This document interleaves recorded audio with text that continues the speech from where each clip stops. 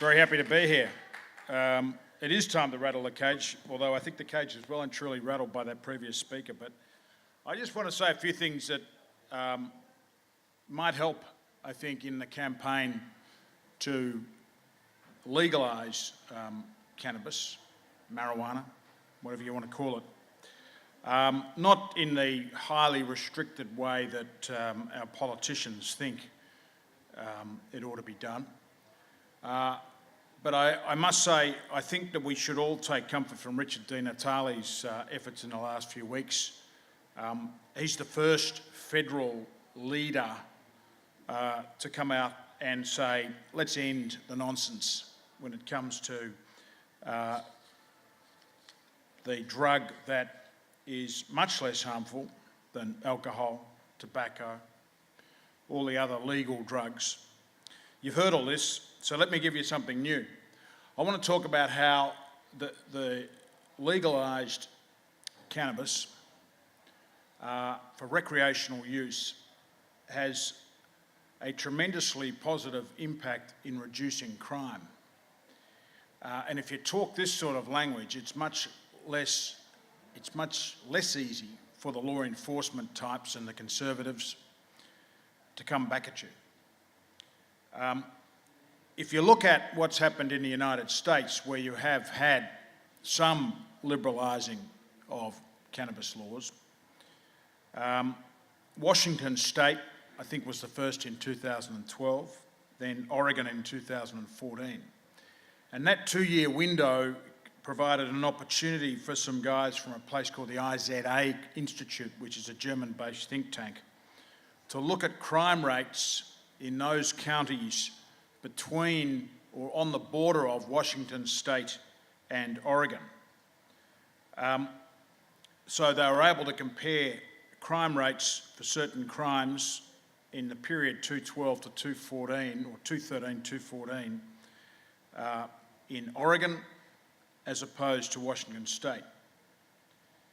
The reduction in the number of rapes in those counties was 4.2 offences per 100,000 inhabitants. That's a 30% reduction in the rate of that offence in those counties in Washington State as opposed to Oregon. For thefts, the reduction was 105.6 offences for 100,000 inhabitants. That's a 20% reduction. That's one study.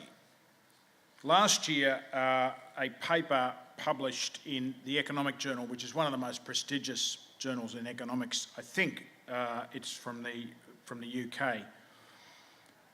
This paper found that the introduction of just leaving aside recreational cannabis, medical cannabis laws had seen areas close to the Mexico border in the United States experience a drop in robberies, murders and assaults of 12.5%. That's quite significant. The lead researcher on that paper made the point that, and it's pretty simple economics, if you legalise, you take away the black market. I mean, it's pretty simple. You end the black market, literally. Last year, work done by the University of California at Irvine shows a marked drop in neighbourhood crime, which is mainly car thefts, robberies, and particularly shoplifting, etc., in areas where you've got medical cannabis dispensaries. That work was fortified by, of all people, the Federal Reserve Bank of Philadelphia. I mean, we're not talking about radical institutions here. We're talking about essentially quite conservative, evidence-based institutions. They added that a dispensary in a neighbourhood decreases crime by 19%. That's a major finding. It's a long time ago now, but back in the 1980s, one of the great American economists called Gary Becker, who won a Nobel Prize, argued, and he was doing it right up until he died, I think died in his 90s about 4 years ago, that there is this direct link between the prohibition of drugs and crime rates is extraordinarily strong. And here's what he said. This is in 2013, just before he died. This is in the Wall Street Journal. Again, not a radical publication.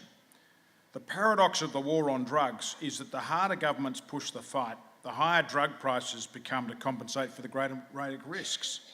This leads to larger profits for traffickers who avoid being punished. This is why larger drug gangs often benefit from a tougher war on drugs. To the extent that a more aggressive war on drugs leads dealers to respond with higher levels of violence and corruption, you get an increase in enforcement. And there it goes on and on and on. Now, I don't know any police officer, lawyer or judicial officer who thinks cannabis, marijuana, or most drugs for that matter, in fact all drugs, should be illegal. What they know is that the war on drugs is a failure. Every time I see a federal police officer, I say, how's the war on drugs going? And they just look at you, because they know, I mean, frankly, it's bullshit, and they know it. Magistrates and judges know it. The Chief Justice of Tasmania, Alan Blow, if he'd been the Chief Justice of New South Wales or Victoria, this would have been national headlines, but here's what he said last year. He said, we send all these drug traffickers to jail and it's meant to reduce the use of drugs in Tasmania, but it doesn't really do anything. That's pretty significant. That's the senior law officer, the senior judge in an Australian state saying, game's up. Doesn't work. So, a lot of us who've been around this issue for many, many years can get despondent. It's easy to get despondent because of the irrationality, and also, I got to say, because of elements in the media. I mean, I saw a thing in the Herald Sun the other day complaining about the heroin injecting facility in Richmond in Melbourne. Well, it's right near a school. It's right near a kindergarten. It's just such absurd reporting because, of course, what we know from these facilities is that there's a major reduction in crime. If you look at Sydney, for example, the police, the King's Cross Local Area Command, love the facility that Alex Wodak and his team set up in 1999 because it has led to a marked reduction in petty crime around King's Cross because there's a safer place for people to exercise their right and if they've got addiction issues, to get better. The only thing stopping rational drug policy in this country is the fear by politicians of letting go of an absurd policy, absurd rhetoric, and, let's face it, law enforcement authorities who love getting the funding every year. Politicians will say to you, of course, and even members of the community will say to me, do you really mean that ice should be legal? And I say, yep, I do, because ice wouldn't exist in a regulated market. Ice is a product of prohibition. Ice came onto the market as a poor person's cocaine. That's well known. If you tax and regulate drugs, it's amazing, but people tend not to use substances which are outside that tax and regulation system. I mean, you can look at it with alcohol. How many people drink moonshine now? Yeah, sure, some people might do home brew. Sure, some people, traditional Italian drink of grappa, etc. But in the main, people buy alcohol in a regulated market. And they consume it, as we know, I do it as well, in vast quantities. Same issue with drugs. There would be some drugs, and Alex Wodak and others have talked about this in my discussions with him and publicly, where you would have very strict rules about access. But, you know, to say that the answer, for example, to the ice epidemic, I don't like the word because there is actually no epidemic. What's happened is that if you look at the numbers of people using methamphetamine, it hasn't changed. What's changed is the manner in which it's taken. But let's use the political term for a moment. You cannot arrest your way out of that problem. But the law has really no place, absolutely no place, in dealing with people who possess and use drugs. On the way here, when driving down, you know, you got the coppers all over the road, using this, of course, as a revenue-raising weekend. But it's the absurdity of the position. Drug driving is probably one of the most unjust laws on our statute books, and there are many unjust laws. It's unjust for a very obvious reason. It's not related to science in any way. Drink driving laws were a result of many years of epidemiological studies which showed that there was a level beyond which alcohol became a factor in impairing people's capacity to drive. That's science. There's some rigour about that. There is absolutely no rigour in drug driving laws, none whatsoever. And yet you're off the road. You get a big fine. Your driving is not impaired at all, but you are picked up and you're off the road. But it's an absurd consequence of an absurd policy. So, what's to be done? I like the previous speaker, you know, in the sense that you've got to have people who are prepared to push the boundaries on this. I think one of the ways in which we can push better policy outcomes is through legislatures. And what I mean is, in our upper houses around Australia, most states of Australia, it's independents who hold the balance of power. At the federal level, that's the case. I'm not sure about New South Wales. I think it is in New South Wales, but certainly in most jurisdictions it is. And some of those independents hold views on drug policy, particularly, for example, Fiona Patten in Victoria, others, hold views on drug policy which are eminently sensible. They need to start saying to government, we will not support you on any legislation you want until you fix drug policy. That's what they should say. I mean, I was amazed that David Leyonhjelm the other day was having a sulk, you know, the federal, what's he call himself, a Liberal Democrat or whatever he's called, federal senator, complaining because the Greens had stolen his drug policy. He's been there for almost 6 years and he's done nothing. His vote's been key to the government on a range of issues. When's he ever said to the government, you're not getting my vote until you deal with drug policy? Never.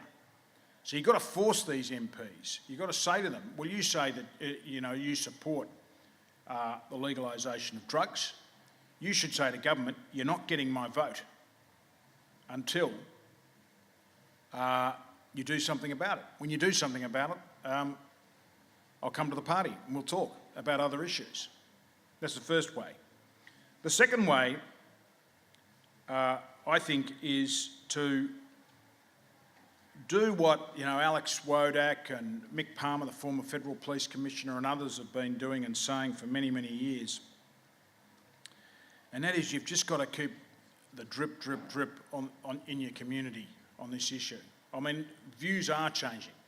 I was with some people last night who you would think would vote National Party up around this area, friends of mine. They both said to me, good on you for talking about drug policy is absurd, it's ridiculous. These are conservative people. So this cuts across the political spectrum. And you've got to challenge and pull people up when they make absurd statements about drugs. When they say, for example, that, you know, cannabis is a gateway drug. I mean, it's palpable nonsense, and they shouldn't be allowed to get away with it, and you should pull people up on it. It is time to rattle the cage. It's time to rattle the cage was more than due, and it's only going to happen, changes in drug policy are only going to happen when we hit those in authority with facts such as those I've given you about reducing crime rates. You know, you want a safer community? You want a safer community? Have a sensible drug policy.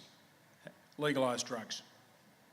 You want to continue to see weapons in the community? You want to see violence in the community? Continue with your current policy settings. Thanks very much, and I'm very happy to take questions.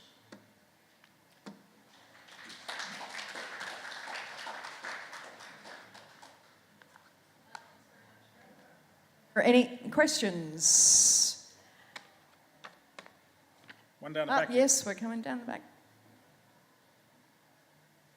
Of the parliamentarians, how many support legalisation and how many oppose it? I think if you talk to them privately, and I used to work in politics, so I mean, if you talk to them privately, many of them will agree with you, but they are so scared. And I have to say this, the Murdoch press in this country makes it difficult to have a sensible discussion. You go to New Zealand, you can have a more sensible discussion because you don't have hysterical media. But many of them would agree. But there are some who are on the record, as saying that they agree with legalising drugs. Leinhelm's one. The Greens are now, have privately been, but now publicly on the record on the issue. But I think you should be asking them the question. And don't accept it when they hand you back a document that's obviously written by, Party Central. Ask them for their personal views on the issue. Absolutely, as public figures, they should be open about their public on where they stand on it. Yeah. So as a voter, I think it'd be really helpful to know every parliamentarian's viewpoint.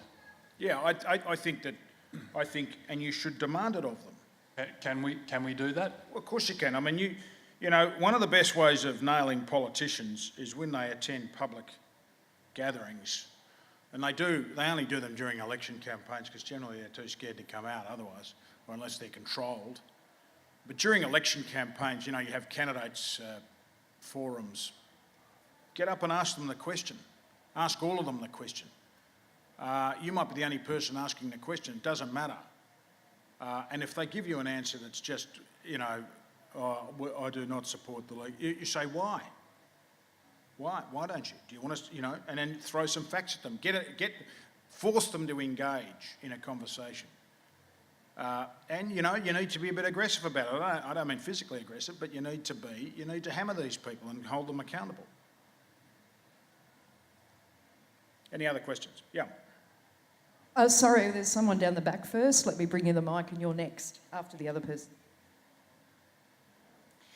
Do you think that the police crackdown on marijuana in the Nimbin community in the last, say, 18 months, 2 years, is actually related to the legalisation of properly prescribed medicinal marijuana, which is grown who knows how or whether it's synthetic, and the issue with big pharma being behind it and also big business corporations who have import-export licences for the substance.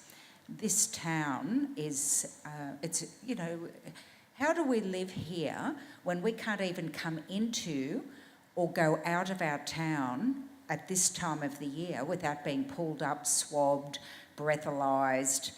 It feels like we're living in a police state. I mean, it's harassment. Right? Absolutely harassment. And there's is there any particular reason why they've been doing it? Have there been an increase in car crashes? No. So it's harassment, right? And of course it's related to the fact that you've now got this tightly, ridiculously regulated market that, by the way, makes it almost impossible for people to get hold of cannabis for medicinal purposes if they want it, because it's so tightly controlled either by government or by a few companies that have been lucky enough to get licences. Of course it's related to that. Because, what the police do is, this is the way policing operates, they say, where's the low-hanging fruit? What are the easy targets?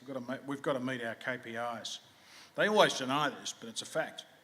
And when it comes to drugs, we just go to the areas where we know that people have got eminently sensible views, or alternatively where there's a reputation that people, we know that people use drugs. Of course it's harassment. There's no reason for it. Thank you.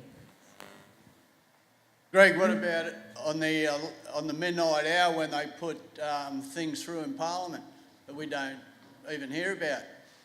Like that's a... Yeah, I think, look, I think, there's a lot of legislation around drugs. Victoria's been really bad in the last few years.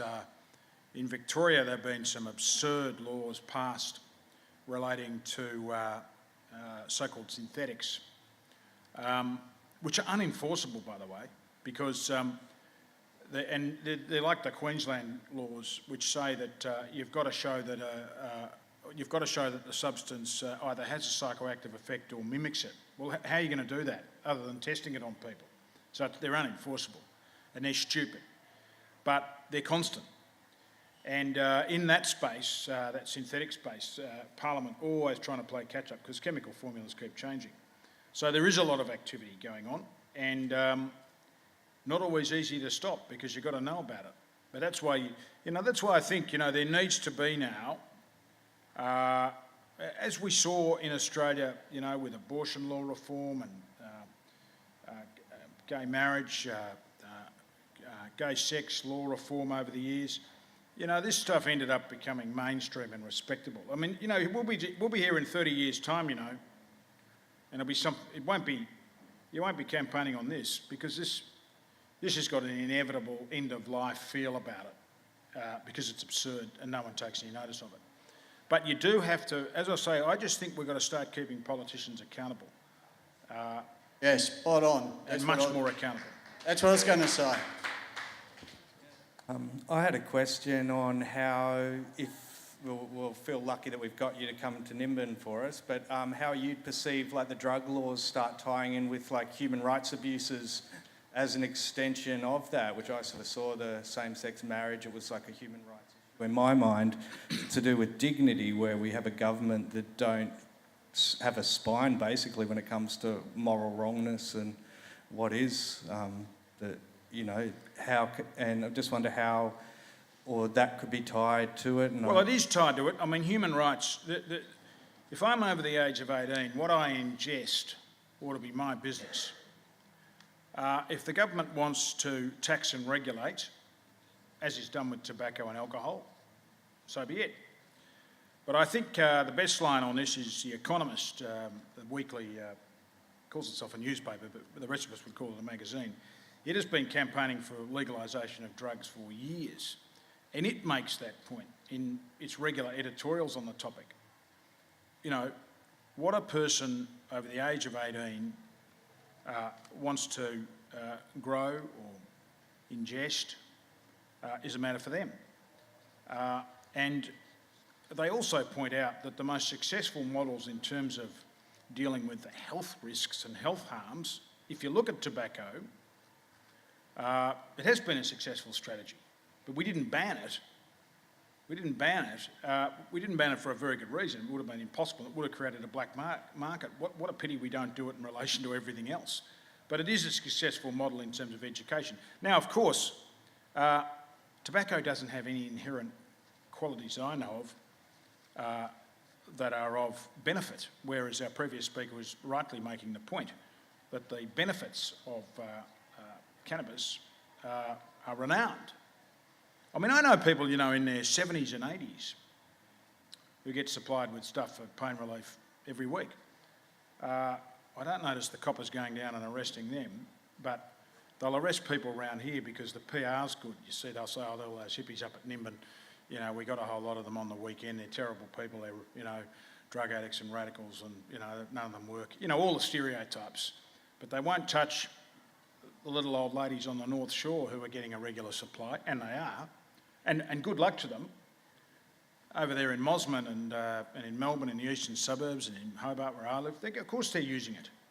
And they get it from their kids, they get it from their dealers, and they're using it because it's effective pain relief, and they don't want to be addicted to opioids. But you won't find the police harassing them in the same way that they'll harass groups like, this group up here. Okay. Okay, Greg, I was just going to say too that definitely talking about the media being a problem, especially Rupert Murdoch, but definitely, trying to, change the mind of the police is a big thing because I mean, most coppers. Can you speak into the microphone? Sorry. Oh, sorry. Most, if you talk to police privately, the first thing you'll find is most of them are hypocrites because most of them have had a joint in their life. The second thing is you'll find that they know it's nonsense and they know it's a charade, but, they have to go along with it. And, I mean, there are some exceptions to that because police tend to be quite conservative. But, I mean, the fact that Mick Palmer, and I know Mick very well, and again, Mick is no political radical. The ex-AFP commissioner says this is ridiculous. Ken Lay, the former Victorian Police Commissioner, who was really tough type of copper, says it's game's up. You've got people like that. That gives cover to other coppers. And I'm doing a case at the moment involving medical cannabis. The prosecutor is totally on my side, just thinks the case is absurd. Unfortunately, his hands are tied. Police, I don't think, my experience of police over the last few years is they don't have a strong view on this, and they will never come out and say they support legalising because they never articulate, they never argue for change of policy unless it gives them more powers. But my sense is that you don't want to worry about the police; they'll do as they're told. This needs to be, the reality is this needs to be political change because we're talking about statutes, we're talking about legislation, and the only way you're going to get change is at the end of the day, and that's why I think this strategy of working on those who hold the balance of power in parliaments is a very effective way of doing it. Now, I thought Darren Hinch was going to be up here tonight because I'm on a panel with him. I'm not sure if he's going to be, but if he is...